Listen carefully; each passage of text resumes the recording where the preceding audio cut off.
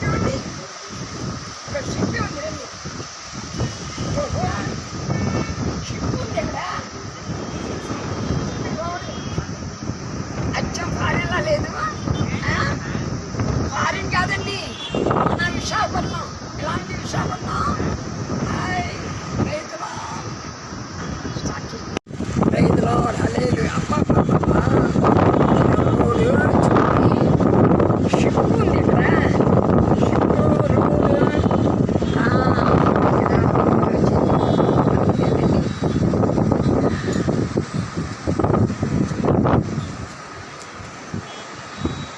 అక్కడ నోవాటల్. ఇదిగో మనం మాట్లాడారు రైతులు ఆడుతుందా రైతులు. మీరు విశాఖపట్నం చాలా సూపర్. ఎంత బాగుంటుంది ఇక్కడ. షిప్ చూడండి ఇక్కడ. అక్కడ హార్బర్ పైన స్విమ్మింగ్ పూల్ ఉన్నాయి. ఇక్కడేమో హార్బర్ ఉన్నాయి.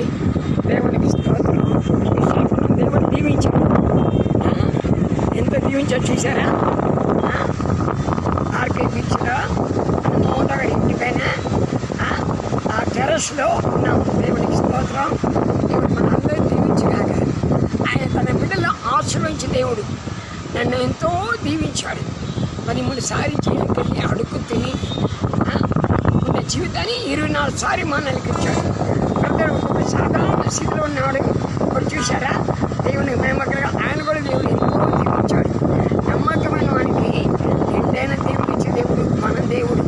నమ్మకం ఉండాలి. ఆయన ప్రేమితాడు కనపడతాడు, కోపం చేస్తాడు. లేదు, ఇదే మన విశాఖపట్నం. చూసారా ఎలా ఉంది. ఇప్పుడే ఎలా ఉంది.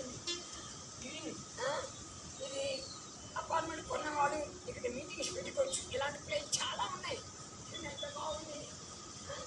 అయినా అద్భుతంగా చాలా బాగుంటుంది. స్తోత్రం. నాలాంటి వాడికి నేచర్ ఖచ్చితంగా ప్రేమించే వాడికి ఎంత బాగుంటుందో చూడండి. ఎంత అందంగా చేశారు. ఈ అరటి చెట్లు దేవునికి స్తోత్రం. ఇదంతా పెంచారు. ఇక్కడ చూడండి.